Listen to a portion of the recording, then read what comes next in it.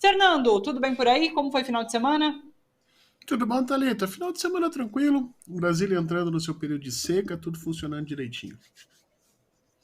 Aqui também, seco pra caramba em São Paulo. Inclusive, a gente conversa daqui a pouco sobre doenças respiratórias por conta desse período seco que tem espalhado o vírus para tudo quanto é lado. Fernando, vamos começar comentando esse caso do Vini Júnior. Eu, inclusive, conversava com a Cissa Soriano, né, aqui da nossa equipe, a diretora da nossa equipe, do Bom para Todos, e a gente falava sobre como é bom a gente ver essa pronta resposta do governo brasileiro a uma questão que envolve um caso de racismo contra um brasileiro, e mesmo sendo uma questão internacional, né, uma questão que aconteceu, um caso que aconteceu lá na Espanha, enfim, mas é muito bacana ver essa pronta resposta do governo brasileiro, coisa que a gente já não estava acostumado a ver nesses últimos 4 anos, né? Então, num primeiro momento, acho que a gente pode ressaltar isso. E no segundo momento, é claro, criticar essa omissão por parte da La Liga, que organiza esse campeonato, né? Eu vejo muita gente, inclusive, comentando que essa falta de atitude, de realmente tomar uma ação, é mais do que uma omissão, é um projeto que se tem e que se aceita uma sociedade racista, né? Queria te ouvir sobre esse caso. Primeiro, a gente tem que saudar a retomada daquele papel pedagógico que a gente tem em todos os governos, né, Thalita? Que era uma coisa que estava faltando muito tempo. Quer dizer, muitas vezes o governo não pode fazer nada em termos legais, por exemplo, o Brasil não vai poder fazer nada com relação ao ordenamento jurídico interno da Espanha, mas você pode ter uma atitude pedagógica, como foi tomada pelo presidente, usando isso, abrindo a sua fala no Japão nesse sentido, e, obviamente, a partir daí, essa questão pedagógica também entra para dentro do Brasil. Quer dizer, nós estamos sinalizando, o governo sinaliza de alguma maneira, que esse é um tipo de prática que não será mais tolerado sob qualquer tipo de perspectiva. Tem muita gente dizendo assim, não, mas isso é assim, no futebol as pessoas se ofendem dessa forma. Bom, se era assim até algum tempo, há que se mudar, e há que se mudar de forma muito rápida. Agora, a segunda coisa, você tem razão.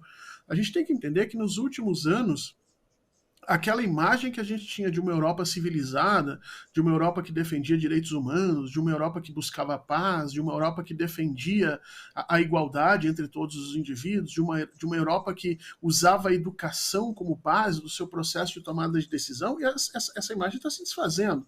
Quer dizer, o que nós temos hoje é uma Europa sedenta por guerras, é uma Europa que continua querendo se aproveitar do trabalho barato nos seus territórios, mas que agride tremendamente migrantes de todas as formas e que mantém o racismo inalterado no seu tecido social. Quer dizer, o que está acontecendo com o Vini Júnior, em realidade, não é novidade na Europa, gente. Isso existe na Europa desde o século XIX e nunca foi debelado de alguma maneira, né? Fica lá latente. Agora, quando você tem grupos de extrema direita que passam a instrumentalizar esse tipo de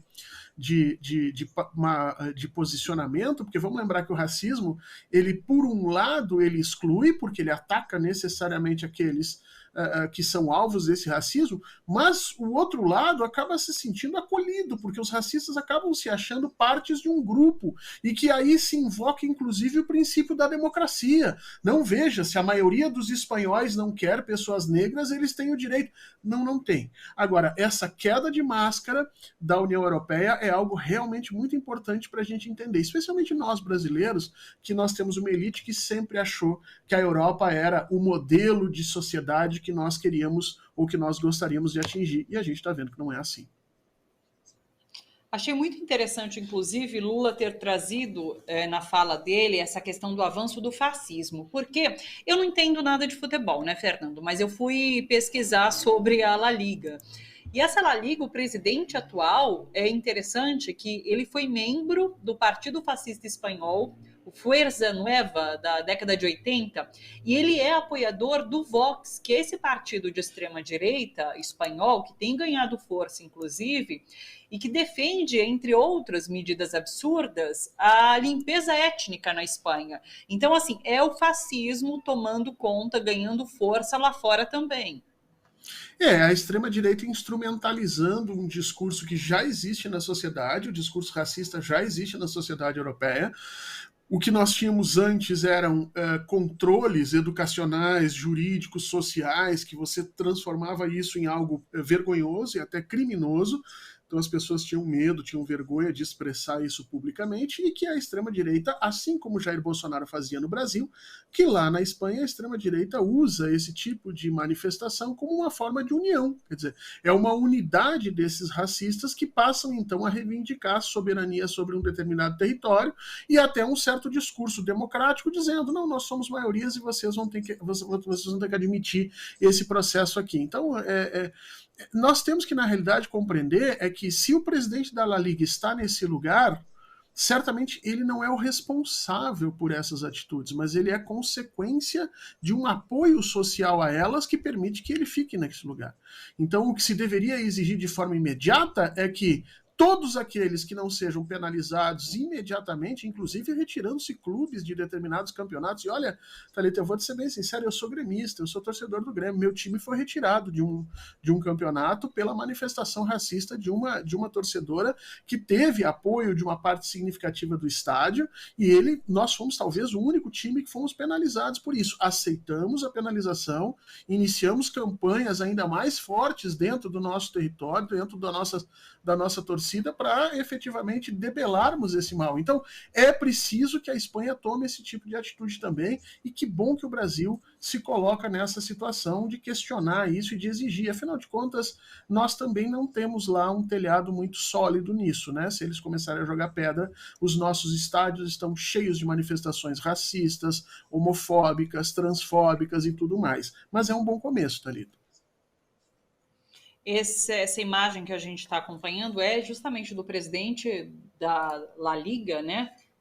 Que é, enfim, organizador desse campeonato da Espanha, e ele culpou o Vini Júnior por esse ataque racista que ele sofreu, né? Ele disse que ele que foi ali provocar os torcedores e, portanto, os torcedores só responderam a uma provocação do Vini Júnior.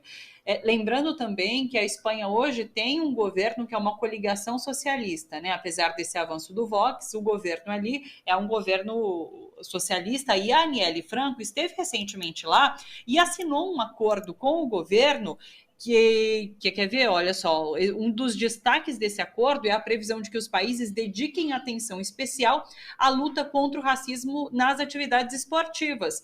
Então, isso já vinha sendo pensado, e agora a Aniele se manifesta prontamente por conta desse caso com o Vini Júnior. Então, o governo está pensando essa questão e está cobrando atitudes da Espanha, enfim, daí seja do futebol, das ligas esportivas e do próprio governo. É como você disse, a gente precisa ver as coisas acontecendo. Sabe o que me lembrou também essa explicação que você trouxe, Fernando? Você falou sobre como muita gente justifica o racismo no futebol como sendo parte, né? Parte do que é torcer, parte do que é o esporte. E me lembrou muito a discussão que está acontecendo nesse momento também em relação às piadas, né? Liberdade de expressão e piadas, essa é uma discussão que sempre volta, e como há limite, né? Então, o que a gente sempre prega é isso: há limite para qualquer tipo de liberdade de expressão, seja dentro do estádio, seja ao fazer uma piada, tudo há limite. Não, essa questão da liberdade de expressão, ela precisa ser bem tocada, né? Não existe direito pleno no mundo, tá? Não existe um direito que esteja acima de qualquer outro, em qualquer situação, não existe. É tudo uma questão de contextos. Agora, nós sabemos, quem estuda sociologia, ciência política, história, literatura, psicologia, letras, nós sabemos que uma das formas de você manter determinadas ideias dentro de uma sociedade é através da língua, das manifestações culturais, das manifestações esportivas. Então, manter o racismo, manter a homofobia, manter o machismo, significa, de alguma maneira, transformar ele em formas aceitáveis de discurso. Piadinhas, showzinhos, manifestações de times de futebol, manifestações de torcidas. E é isso que a sociedade do século XXI tem que dar um basta, tem que dizer, não, isso não é mais aceitável, isso não é discussão social. Isso, na realidade, é a demonstração de um problema social persistente que nós temos em todas as sociedades do mundo e que não pode continuar, não pode passar do século XXI. Afinal de contas, nós queremos andar para um modelo de sociedade sociedade, um modelo de mundo em que as pessoas não sejam medidas efetivamente pela sua cor da pele, pela sua escolha sexual, pelo seu posicionamento político. E isso, Thalita, era uma coisa que estava colocado lá nas origens da Liga das Nações Unidas, aliás. Então, veja, nós estamos basicamente quase 150 anos atrasados nesse processo. Tomara que a gente consiga começar, pelo menos, efetivamente, a tomar decisões nesse sentido. E o Brasil pode ser um país que cobre isso, o presidente Lula parece ter deixado isso de forma muito clara. Agora, nós não somos norte-americanos, né, Thalita? Então, se fosse os Estados Unidos, você poderia sancionar, colocar lá multa de tudo que é lado, né, fazer como ele faz com Cuba, sem razão nenhuma, né? Então imagina, você decreta lá um bloqueio sobre a Espanha, agora nós no Brasil não, a gente só pode reclamar mesmo e achar isso um absurdo e dizer para o nosso povo que nós não vamos aceitar isso dentro do nosso território. Perfeito. Está tomando uma repercussão muito grande, né? Isso também é muito importante para que o assunto seja discutido, seja lá na Espanha, seja aqui no Brasil. Então, é um caso que está tomando uma proporção grande para a gente ver uma mudança no comportamento ali da torcida, quem sabe, da sociedade.